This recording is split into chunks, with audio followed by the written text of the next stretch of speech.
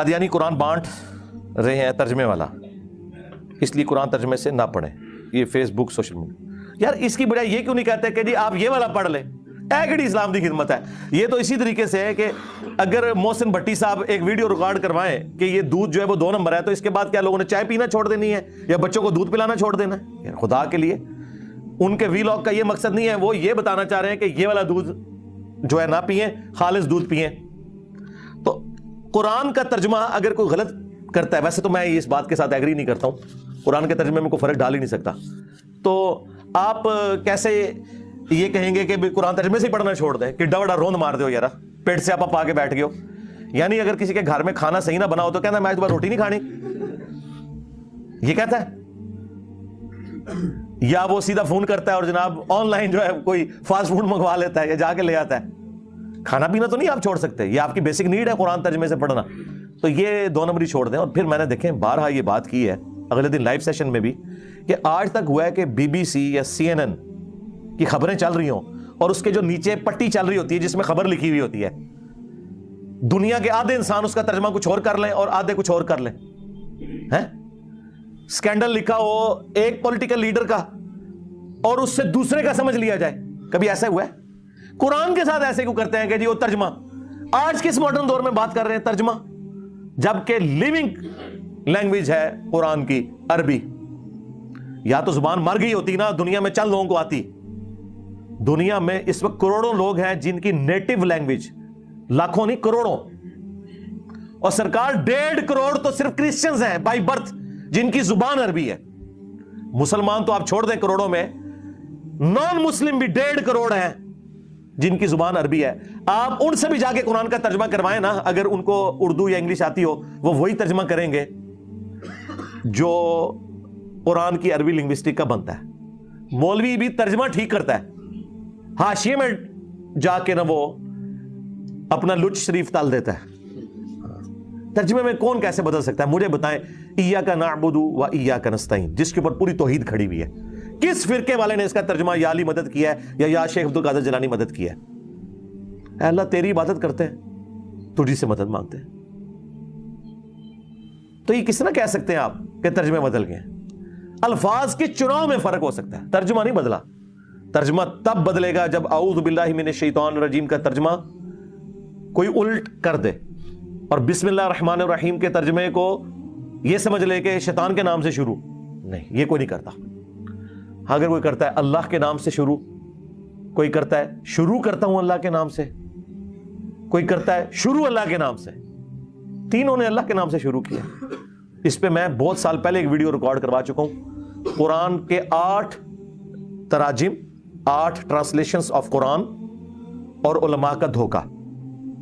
یہ بیسیکلی رنگ میں بھانگ ڈال رہے ہیں، پچ کھود رہے ہیں، اپنی باری لے چکے ہیں. یہ چاہتے ہی نہیں آپ قرآن پڑھیں، اور یہ قرآن کے دشمن ہے کہ جی وہ جی ترجمہ کون سا ترجمہ بدلا ہے؟ ایون یہ جو قادیانیوں کے بارے میں بھی کر رہے ہیں نا، آپ کو اسپیسیفکلی کوئی پورشن لے کے آئیں کہ جس کے اندر انہوں نے ترجمے میں فرق ڈال دیا ہو.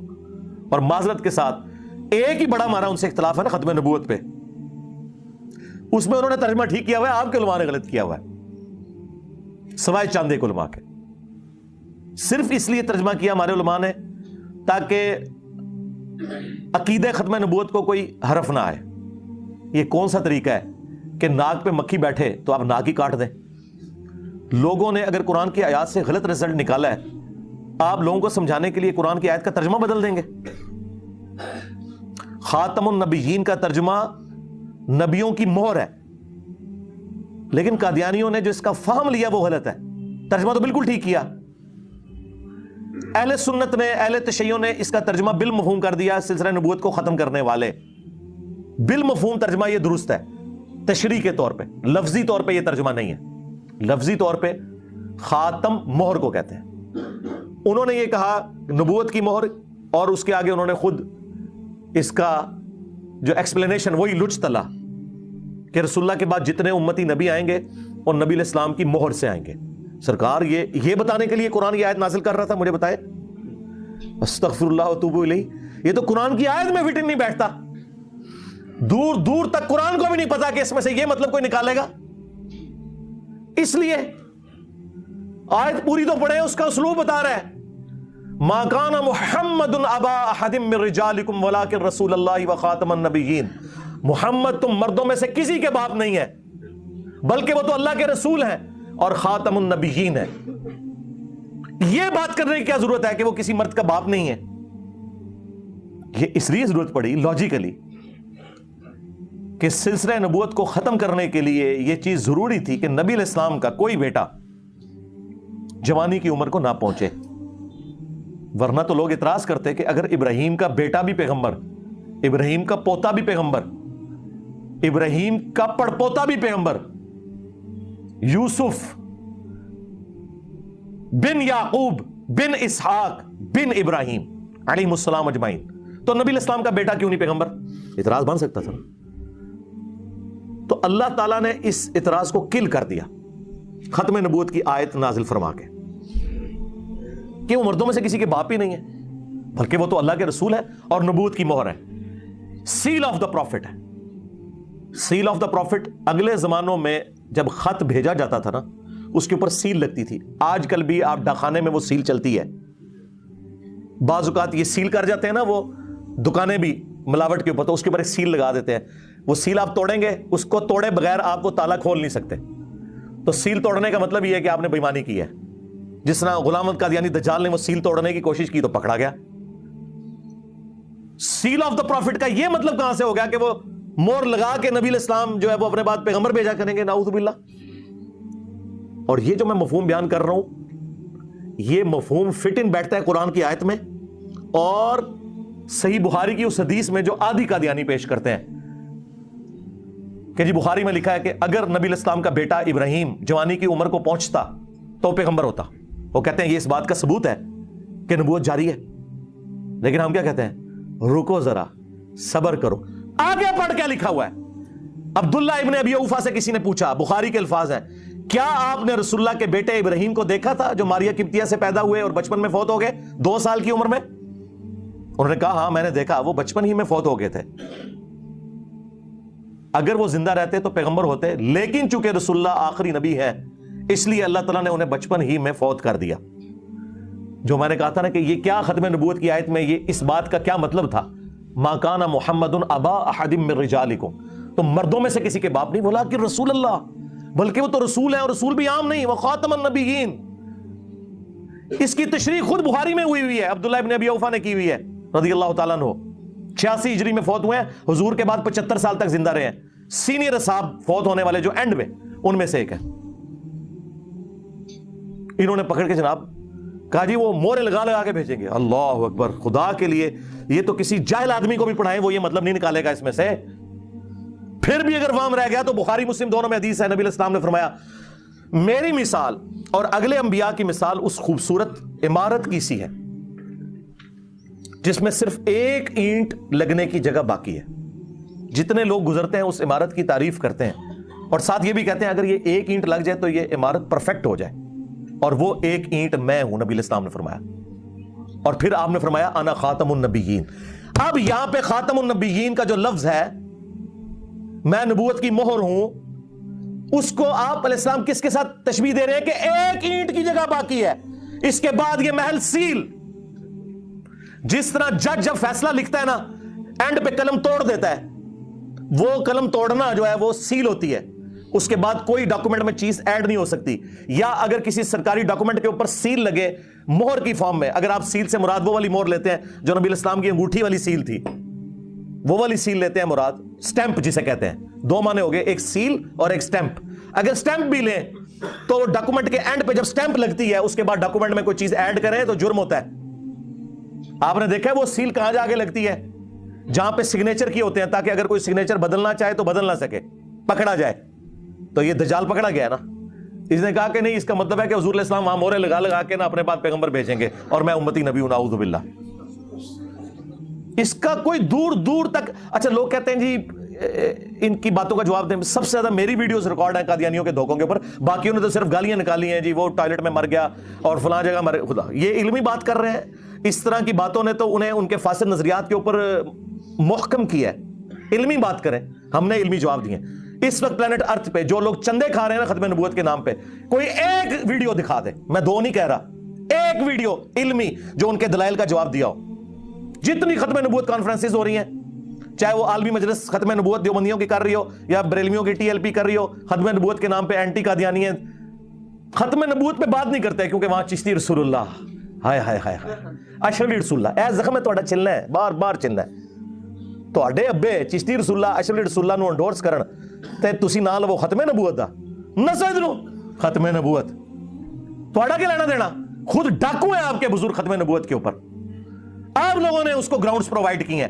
آپ غلام احمد قادیانی دجال کی کتابیں پڑھیں, اس نے بابوں کے یہ سارے کلمے کوٹ کیے ہیں, شیخ احمد سرندی کی عبارتیں کوٹ کی ہیں جو اس نے اپنے مکتوبات کے اندر اپنے بارے میں دعوے کیے ہیں کہ میں اولو العزم پیغمبروں کا نائب ہوں اور میں اگر 1000 سال کا مجدد ہوں, اور جو وہ ارشادات فرماتا رہے انورٹڈ کاماس کے اندر وہ اس نے کوٹ کیے ہیں. کشتی نوح کی کتاب پڑھیں, بازید بستامی کے دعوے.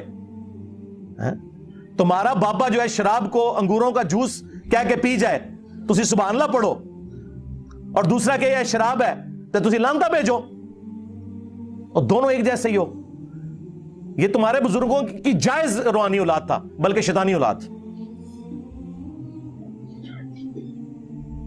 چھوڑ دیں, یہ انہوں نے دھوکے دیے میں, اور میں نے تو اللہ کے فضل سے ایک ایسی حدیث بیان کر کے رزلٹ نکالا ہے جو مجھ سے پہلے آج تک کسی کے دماغ میں نہیں آیا تھا کہ اس حدیث میں سے یہ رزلٹ نکلتا ہے. اور مفتی حنیف قریشی صاحب حافظہ اللہ تعالی بھی اس پروگرام میں موجود تھے جو مولا علی علیہ السلام کی شہادت کے اوپر پروگرام ہوا تھا پچھلے رمضان میں GTV کے اوپر, اور انہوں نے بعد میں اس کی تحسین کی, بلکہ وہ ویڈیو کے دوران بھی بڑے خوش ہوئے جو میں نے رزلٹ نکالا کہ بخاری اور مسلم دونوں میں حدیث ہے کہ نبی علیہ السلام نے غزوہ تبوک کے موقع پر جب حضرت علی کو اہل مدینہ کے اوپر اپنے خلیفہ کے طور پر, اپنے نائب کے طور پر چھوڑا تو وہ رو پڑے, یا رسول اللہ میں آپ کے ساتھ جاؤں گا, کیونکہ یہ پہلا اور آخری موقع تھا کہ مولا علی کسی جنگ میں حضور کے ساتھ نہیں تھے, ہمیشہ سائے کی طرح ساتھ ہوتے تھے. تو نبی علیہ السلام نے انہیں تسلی دی اور کہا کہ علی تو اس بات پہ خوش نہیں کہ تیری میرے ساتھ وہی نسبت ہے جو ہارون کی موسیٰ کے ساتھ, جو سورہ طٰہٰ میں آیا کہ موسیٰ علیہ السلام نے دعا مانگی تھی کہ اللہ میرے بھائی کو میرا مددگار بنا, اور وہ نہ صرف مددگار بلکہ پیغمبر بھی بن گئے ہارون علیہ السلام. تیری میرے ساتھ وہی نسبت ہے جو ہارون کی موسیٰ کے ساتھ, مگر میرے بعد کوئی نبی نہیں. یعنی اگر میرے بعد کوئی نبی ہوتا تو کون ہوتا؟ حضرت علی, مولا علی علیہ السلام. اور دوسرا, نبی علیہ السلام کا سب سے قریبی سپورٹر دین کے حوالے سے جیسا کہ موسیٰ علیہ السلام کے لیے ہارون تھے, اس لیول کے اوپر صحابہ کرام میں سے اہل بیت میں سے اگر کوئی سپورٹر تھا تو وہ مولا علی تھے. 2 رزلٹ یہ تو سارے نکالتے تھے کسی درجے میں. تیسرا رزلٹ جو میں نے نکالا ہے نا وہ رزلٹ ہے کہ یہ بڑا اچھا موقع تھا کہ نبی علیہ السلام فرماتے ہیں کہ مگر میرے بعد کوئی نبی نہیں لیکن امتی نبی ہوں گے, اور پہلا امتی نبی مولا علی تو ہے. آپ نے کہا تیری نسبت میری وہی ہے جو ایک نبی کی دوسرے نبی سے ہوتی ہے, ہارون کی موسیٰ سے, مگر میرے بعد کوئی نبی نہیں. یعنی علی تو بھی نبی نہیں ہو سکتا. اگر مولا علی نبی نہیں ہو سکتے, نہ امتی نبی ہو سکتے ہیں, تے غلام احمد قادیانی دجال تے شے ہی کوئی نہیں, کیونکہ میرے علی سا ہے ہی کوئی نہیں, تیرا قادیانی تے شے ہی کوئی نہیں. یہ رزلٹ اس پلانٹ ارتھ پہ مجھ سے پہلے کسی نے اس حدیث سے اس طریقے سے نہیں نکالا تھا. ویسے وہ کوٹ کرتے ہیں ختم نبوت کی دلیل میں نا اس حدیث کو کہ جی نبی علیہ السلام نے یہاں پہ فرمایا مگر میرے بعد کوئی نبی نہیں, تو وہ کہتے ہیں اس حدیث سے پتا چلا کہ نبی علیہ السلام کے بعد کوئی نبی نہیں ہوگا. لیکن جو میں نے اس کا جز دریافت کیا نا کہ جس کی نسبت نبیوں والی ہے اگر وہ نبی نہیں ہے تو کم از کم امتی نبی تو اسے ہونا چاہیے تھا نا. یہ کہتے ہیں نا امتی نبی ہونے سے ختم نبوت پہ فرق نہیں پڑتا. آپ ان سے پوچھیں نا کہ نبی علیہ السلام خاتم النبیین نہیں آپ مانتے, وہ کہتے ہیں ہم مانتے ہیں. کیوں نہیں مانتے؟ بالکل مانتے ہیں. پھر آپ حیران ہوں گے کہ پھر یہ بیچ میں چول شے کہاں سے تم نے داخل کر لی ہے. تو کہیں گے نہیں یہ امتی نبی ہے. تو انہیں کہو کہ اگر مولا علی امتی نبی نہیں ہے جو واقعی ہارون کی جگہ تھا نبی علیہ السلام کے لیے جیسا کہ ہارون موسیٰ کے لیے تھے, مجھے بتائیں اس سے بڑا کوئی درجہ ہو سکتا ہے؟ حضور کا ساتھی بھی, آپ کے اہل البیت میں سے, آپ کا داماد, جنتی عورتوں کی سردار کا خاوند, آل محمد کی نسل وہ والی رسول اللہ کی, ان سے چلنی. صلو علی محمد و آل محمد. اللہم صلی علی محمد و علی آل محمد و اصحاب محمد و ازواج محمد اجمعین الی یوم الدین.